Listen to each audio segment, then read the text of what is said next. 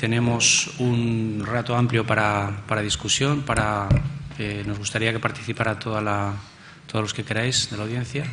Así que se abre el turno de preguntas, si alguien quiere hacer algún comentario. Doctor Alonso. Hola a todos y felicitaros por la calidad de las presentaciones. Realmente yo me he quedado un poco impresionada con la evolución de la ablación que has presentado, Antonio, de no destruir todo el borde de la cicatriz hasta lo que vas haciendo ahora. Entonces tú has definido lo que es la entrada del canal en base a los potenciales que ves y lo que es la salida, etc. Entonces yo quería preguntarte, o sea, esta diferencia entre hacer muchas aplicaciones o hacer solo 3, como me ha parecido ver en algunos de los ejemplos, si tienes algún endpoint a la hora de que tú pones el catéter allí, detectas ese potencial que está pegado al y en otros sitios es más tardío, ¿no? ¿Cuál es el endpoint para hacer solo 2 aplicaciones o 3 o una? O si utilizas algún endpoint de desaparición o de retraso del potencial o si lo valoras de alguna forma. Bloqueo, disociación o cambio de direccionalidad en el canal. La mayoría de los canales tienen doble entrada, una medial cerca del septo y otra lateral. Entonces tú puedes bloquear si solamente tienes una entrada del canal, no atraviesa toda la cicatriz. Puedes cambiar la secuencia de activación si tiene una doble entrada, o puedes dejarlo simplemente disociado y ver actividad automática. Estos son básicamente los criterios, los endpoints. En plan práctico, Antonio, una vez que has identificado un canal, has hecho unas aplicaciones, ¿te parece que está disociado o digamos que has cortado la conducción? ¿El reevaluar la conducción te lleva mucho tiempo? ¿Es rápido esto o consume mucho tiempo? No, es rápido. En la mayoría de ocasiones lo ves directamente en el lugar donde estás haciendo la aplicación. Y si no, pues te mueves un poquito más dentro de la cicatriz y haces lo que hacemos normalmente en la pantalla del carto, es poner un punto de revisión y un punto actual a la misma velocidad y con la misma amplificación. Cuando terminas la aplicación, que suelen ser siempre prácticamente aplicaciones de 30 segundos o incluso menos, al principio hacíamos más y luego hemos visto que es suficiente con hacerlas de esta, porque además son zonas con canales muy estrechitos. Pues lo que te decía, lo que hacemos es, cuando terminamos la aplicación de 30 segundos, comparamos el mismo lugar donde hemos hecho la aplicación o movemos un poquito más hacia adentro y tenemos el punto de revisión y el punto actual, ya está. Y ya ves que pierdes el segundo componente. Además de esto, cuando hemos terminado todo, hacemos un remap, por lo que he dicho antes, porque por muchos puntos que tomen, nunca los tomas en el mismo sitio, es una forma de asegurarte de que lo vas a eliminar todo, o porque también sería posible de forma teórica a que volviera la conducción en alguno de los canales. Por tanto, te das un poquito de tiempo mientras vas haciendo el remapa, miras de nuevo y si te ha quedado algo lo vuelves a quitar. Y luego hacemos la inducibilidad. ¿Alguna pregunta de la audiencia? Esther, ¿hasta dónde va a llegar la imagen? ¿Por dónde crees que va? ¿Qué capacidad de resolución tiene para ver cuál es el canal más pequeñito que puede ver? Bueno, esto es una pregunta complicada, la verdad. Hombre, es verdad que en cuestión de resolución espacial, a día de hoy, dependemos un poco de la modernización de las máquinas. Ahora mismo yo creo que es difícil de apurar más de lo que estamos haciendo, ¿no? A mí me parece así a corto plazo que lo que más va a progresar en los próximos años, que lo he apuntado al final, pero no quería pasarme de tiempo, es la valoración de la fibrosis difusa. Que bueno, pues el realce tardío es muy bueno para valorar los infartos, pero para las miocardiopatías que tienen una afectación más difusa del miocardio tiene sus limitaciones, porque el realce al final se basa en comparar unas zonas con otras, ¿no? Entonces vemos siempre las más enfermas y pensamos que el resto del miocardio está sano, pero no es así, ¿no? Entonces las secuencias nuevas van un poco dirigidas a obtener valores absolutos en cada zona del miocardio, de tal forma que nos va a dar una información más completa y seguramente, aunque lo que estamos viendo tiene valor pronóstico, pero no estamos viendo toda la información disponible, ¿no? Yo creo que van un poco por ahí los tiros a corto o medio plazo. Ángel, ¿y tú cómo lo ves? Bueno, perdona, Nick, ahora, después de que conteste Ángel, te damos el micrófono, lo puedes ir cogiendo. Ángel, ¿tú cómo ves el matrimonio entre imagen y electrogramas? Es decir, ¿cómo estás tú manejando eso? ¿Le ves? La imagen está avanzando rapidísimo y los electrogramas nos hemos quedado parados. ¿Tú crees que se les puede sacar más información de lo que le sacamos ahora mismo? Yo creo que para la caracterización tisular es mucho mejor la imagen que los electrogramas. El problema de los electrogramas, lo he comentado antes, es que lo estamos registrando con un catéter que puede estar o no en contacto con la pared, que puede haber capas alrededor de grasa que impiden que tengamos un buen electrograma, que el frente de activación va a influir en las características de los electrogramas. Entonces, lo que yo creo es en un análisis eléctrico de los electrogramas sobre una base anatómica. Eso es lo que creo que va a ser en el futuro y creo que va a ser así. Y antes de que Nicky haga una pregunta, quería hacer una puntualización. Cuando, Antonio, tú has comentado de técnicas novedosas. Nosotros llevamos 10 años haciendo ablación de electrogramas tardíos y de canales en las taquicardias ventriculares. No utilizando esa terminología, pero bueno, eso está publicado en un JACC y en un Circulation, que lo que se hacía era eliminación. Lo que hemos sido ha sido un poco más brutos que vosotros, porque le dábamos al canal en toda su extensión y a los electrogramas en todos los sitios. Y eso lo hacíamos de una forma, digamos, no porque éramos más brutos, sino porque pensábamos que lo que está dentro de un canal, las salidas pueden ser múltiples y que tú puedes, si das en la entrada, evitar pues de alguna forma una conexión con esa zona de conducción lenta, pero que puede haber otras que pueden ir al epicardio o que pueden ir a zonas que tú no has identificado porque estén en el medio del miocardio. Y referente a los endpoint que se utilizan con esto, cuando no utilizas la inducibilidad de las taquicardias ventriculares, indudablemente tienes que tener un endpoint. Los endpoint que llevamos utilizando desde el año 2003 es la desaparición de los electrogramas y la ausencia de capturas cuando estimulas con más de 10 miliamperios en la zona en la que has aplicado. Son endpoint locales de lesión local, que claro. A ver, efectivamente, sí. ¿Puedo añadir? Bueno, por alusiones, una short answer. Sí. La novedad de la técnica es la forma en la que se hace.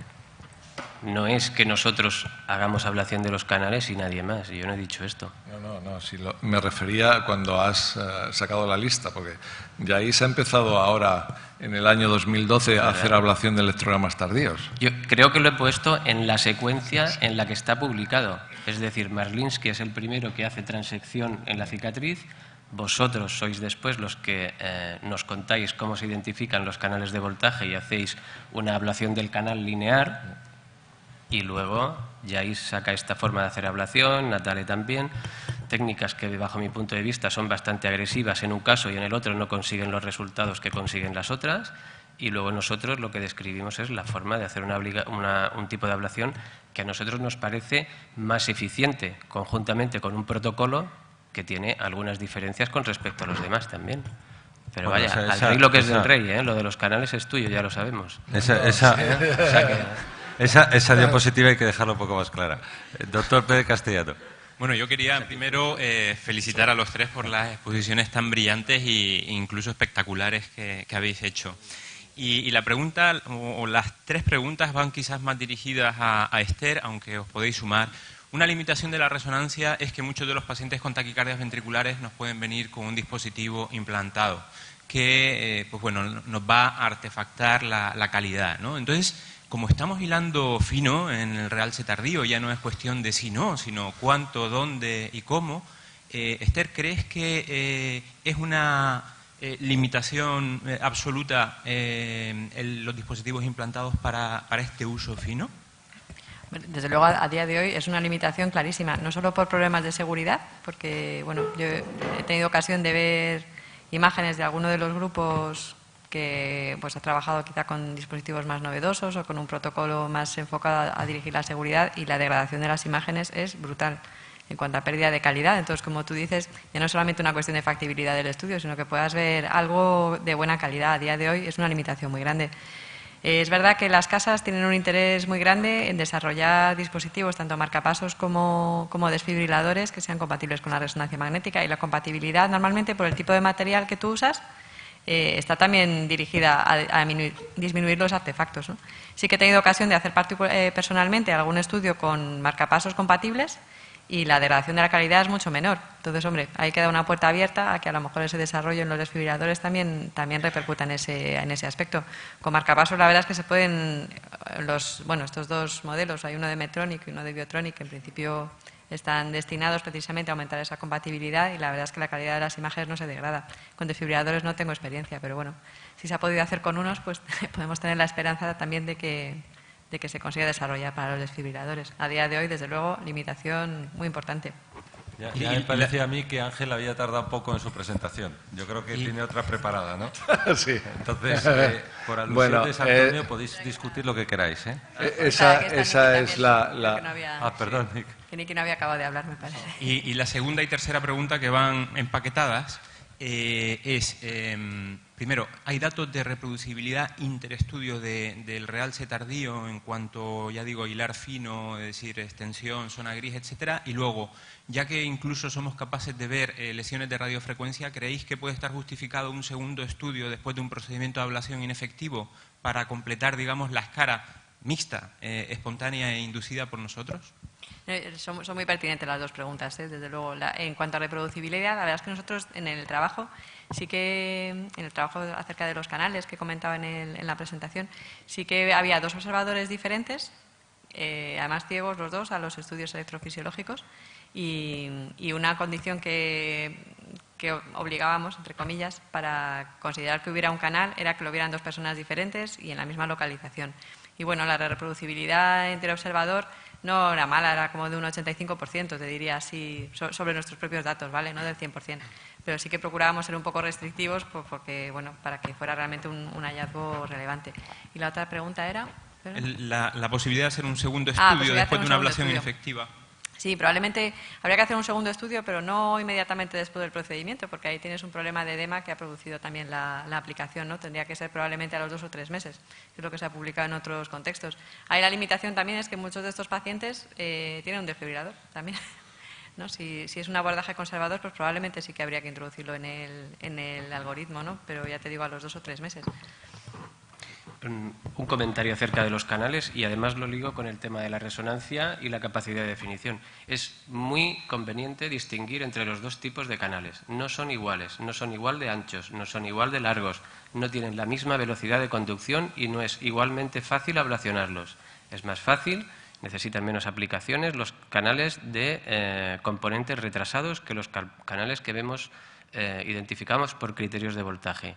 Y con respecto a lo que decía Ángel, yo estoy de acuerdo, es verdad que la resonancia permite una definición mucho mejor, porque además los electrogramas están influenciados por campo lejano y la resonancia no.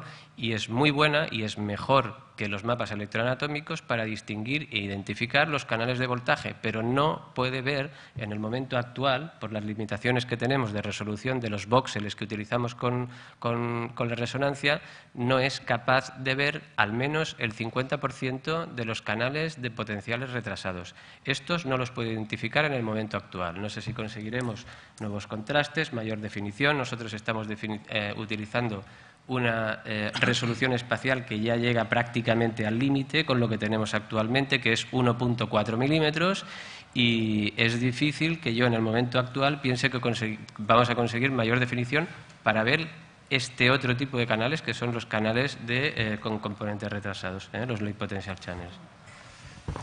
Quería comentar que estoy de acuerdo en todo. Nosotros manejamos una resolución espacial similar y además tenemos el problema de que en la resonancia no tenemos un voxel isotrópico, puesto que tenemos el grosor de corte que es superior. Porque no lo hacéis con navegador respiratorio. Entonces, bueno, nosotros estamos recurriendo a un truco, entre comillas, que es el procesado posterior y la fusión con ejes largos para intentar conseguir un voxel un poco más cercano.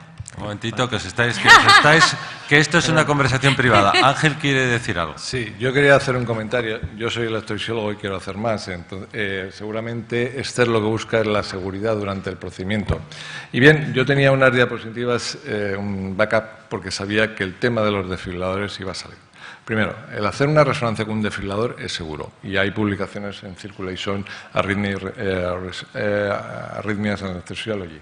Y este es un ejemplo de una resonancia en un paciente que tiene un desfibrilador. Entonces, El efecto que veis aquí no es una cicatriz, eso es una distorsión en la imagen que crea el desfibrilador. Entonces, probablemente para los infartos anteriores tenga problemas para analizar adecuadamente la escara, pero para los infartos inferiores no lo es. Y aquí podéis ver el electrodo que tiene.